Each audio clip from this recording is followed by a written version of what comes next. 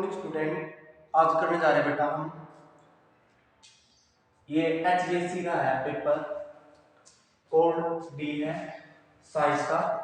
तो इसके अंदर MCQ पढ़ेंगे हम फिजिक्स के, केमिस्ट्री के और लाइफ साइंस के। लगभग आपके 15 क्वेश्चन रहेंगे MCQ। तो उनको डिस्कस करते हैं कैसे आएंगे, इसके इसी के अकॉर्डिंग ही आपने पेपर अटेम्प्ट करना है वहां पर। ये फर्स्ट क्वेश्चन है, देखिए इसके अंदर क्या कह रहा है। Magnetic field is a quantity that has, क्योंकि magnetic field quantity that has, तो जो मैग्नेटिक फील्ड होता है कैसा होता है वो। तो ऑप्शन दिया आपने मैग्नीट्यूड, डायरेक्शन, सी है both, A and both of the above, none of these. तो इसका आंसर क्या हो जाएगा बेटा, सी हो जाएगा। इसमें इसका एक मैग्नीट्यूड भी होता है और साथ में डायरेक्शन भी दी जाती है। तो आपका आंसर क्या हो जाएगा, सी हो जाएगा। नेक्स्ट क्वेश्चन आपका 2। तो देखिए इसके अंदर क्या कह रहा है। Right hand thumb rule can be used to determine the direction of, किसकी डायरेक्शन देता है बेटा ये। ऑप्शन ए है मैग्नेटिक फील्ड की, फोर्स की, सी है both of the above, D है नन ऑफ दीस। तो इसका आंसर क्या हो जाएगा बेटा, ये मैग्नेटिक फील्ड की डायरेक्शन देता है। तो ए आपका ऑप्शन ठीक रहेगा इसके अंदर। क्वेश्चन थर्ड है बेटा। क्वेश्चन थर्ड के अंदर ये देखिए क्या है, ये आपका फिलिंग द ब्लैंक्स है। तो इसके अंदर देखिए क्या क्या चीज है। तो देखिए पहले क्या है, inside a magnetic field line are move from dash to dash. Inside है ना, तो आपको पता है इनसाइड में क्या होती है, साउथ से कहां जाती है, नॉर्थ। ठीक है, जैसे आपने ये मैग्नेट किया है, इसके दो पोल होते हैं बेटा, नॉर्थ पोल और साउथ पोल। ठीक है, जब बाहर से कहां की बात कर रहा है वो, इनसाइड की बात करता है, तो कहां से कहां जाती है, साउथ टू नॉर्थ जाती है ऐसे। और जब बाहर की बात करता है तो नॉर्थ से साउथ तक जाती है। ठीक है, तो ये याद रहना चाहिए आपको। क्वेश्चन कैसे भी घुमा कर पूछ सकता है। तो इसके अंदर आंसर क्या आएगा कि जब इनसाइड पूछा ना, मैग्नेट के अंदर अंदर की बात करें, तो कहां से कहां जाएगी, साउथ टू नॉर्थ जाएगी, और बाहर नॉर्थ टू साउथ। अब क्वेश्चन नंबर 4 है। तो डिफाइन द 1 वोल्ट। 1 वोल्ट को डिफाइन करना है, तो आपका फार्मूला क्या है वोल्ट का, V W अपॉन क्या है, जहां पर V क्या है, वोल्ट है, W क्या है, वर्क, और क्या हो गया है, चार्ज है। ठीक है, तो क्या कहेंगे, 1 वोल्ट क्या लिखा जाएगा, 1 volt is the potential difference across 2 point in a current carrying conductors, current carrying conductors if work कितना किया बेटा आपने, इफ वर्क कितना किया, 1 joule is work done to moving a 1 coulomb charge from one point to another point. ठीक है, तो आपकी ये डेफिनेशन हो जाएगी। क्वेश्चन नंबर 5 के अंदर क्या है, इसके अंदर आपको ऐसा रीजन दिया गया है, ए स्टेटमेंट दी गई है और एक आर दी गई है। इन दोनों को देखना है कि ये ऑप्शन दिए गए हैं ए बी सी और डी। ठीक है, तो ये क्या कह रहा है, एक पहले ए को देख लेते हैं। A strong metal with high melting point is used for making bulb filament. तो ये बात तो ठीक है, तो ये भी बात ए तो ठीक है। आर को देखते हैं, filament bulb must retain as much of heat generated as possible to emitted light। तो ये बात ठीक है। तो आपको पता है कि A भी ठीक है और R भी ठीक है, यानी ट्रू है।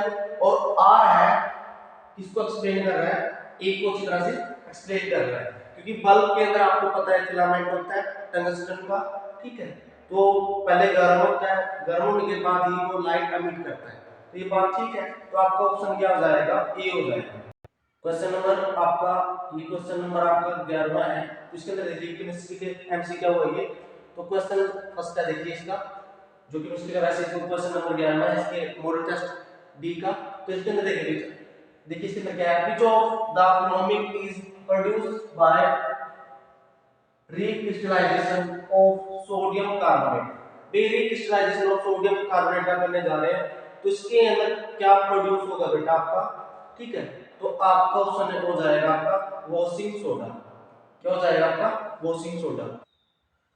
क्वेश्चन नंबर आपका ये 12वां है, इसके अंदर देखिए which is the most ductile metal. Ductile metal तो आपका क्या हो जाएगा, आपको हो जाएगा बेटा गोल्ड, क्योंकि गोल्ड यानी 1 ग्राम गोल्ड से आप 2 किलोग्राम, कहने का मतलब ये है बेटा कि 1 ग्राम से आप 2 किलोमीटर की वायर बना सकते हो, किससे, गोल्ड से, ठीक है। तो आगे चलते हैं, ठीक है। अगले क्वेश्चन नंबर 13 देखिए इसमें क्या कह रहा है, ethanoic acid react with dash to form ethyl. ये कह रहा है इसके अंदर ethanoic acid react with dash to form ethyl ethanol, ठीक है, बनाता है। तो किसके कारण बनाएगा बेटा, इसके अंदर क्या डालनी पड़ेगी, आपने एथेनॉल डालनी पड़ेगी। क्या डालनी पड़ेगी, एथेनॉल, ठीक है। क्या हो जाएगा, एथेनॉल डालेंगे तो ये बन जाएगा। अब देखिए क्वेश्चन नंबर 14 का जो आंसर है, इसके अंदर क्या पूछा गया, name the chemical compound which make tooth animal. तो किससे बनाता है, इसका आंसर ये बेटा कैल्शियम हाइड्रो एक्सो PTA। क्वेश्चन नंबर आपका 15 है बेटा। तो इसके अंदर देखिए आपको एक स्टेटमेंट दे दी है और साथ में उसका रीजन दे रखे हैं। ए एस रीजन है, आर इसका रीजन है। तो देखिए इन दोनों स्टेटमेंट को पहले को देखते हैं। Electrolyte refining is a method of opting impure matter. तो ये बात तो गलत है।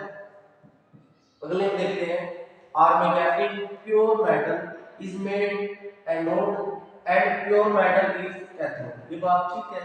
तो आपका आंसर क्या हो जाएगा, ए तो क्या इसके अंदर फॉल्स है, तो आपका डी हो जाएगा, ठीक है। A is false but R is true. Question number आपका 21 है, तो इसके अंदर देखिए बेटा, who give the rule for inheritance. तो इसको हिंदी में क्या कहते हैं, वसानुगति का नियम किसने दिया बेटा, ये आपका आंसर हो जाएगा मेंडल। क्वेश्चन नंबर 22 है, इसके अंदर देखिए which of the following represent F2 ratio for independent inheritance of two separated traits. तो इसको जनरली पता है F2 में क्या हो जाता है, ये हो जाएगा आंसर, ये डायरेक्टली आंसर था।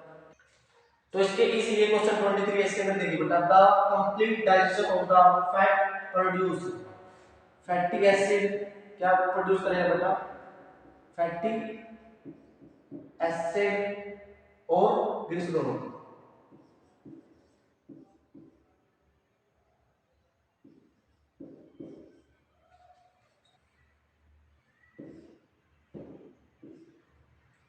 What are the plant hormones. जो प्लांट हार्मोन्स है उनका काम क्या है बेटा, उनकी ग्रोथ को बढ़ाना और एनवायरनमेंट के साथ कनेक्शन बनाए रखना। तो ये काम करता है, क्योंकि आपको पता है कि हार्मोन क्या है, केमिकल ही तो होता है जो उसकी ग्रोथ को या तो घटाने में या बढ़ाने में मदद करेगा प्लांट की। ये आपका 25 है क्वेश्चन। इसके अंदर आपको एक ऐसा रीजन दिया गया है, रीजन दिया गया है, इसको देखिए बेटा। ए को देखिए क्या कह रहा है, sexual reproduction result in more variation than asexual. ये बात तो ठीक है, सेक्सुअल के अंदर ज्यादा वेरिएशन होते हैं। और आर क्या है इसका, germ cell from two individually combined during sexual reproduction to form a new individual। तो ये आपस में क्या इंटरलेट कर रहे हैं, तो आप कह सकते हैं इसका आंसर क्या होगा, ए होगा। both A are true and R is the correct explanation of A। तो आपका आंसर ये हो जाएगा। आशा करता हूं कि आपको वीडियो पसंद आएगी। Thank you.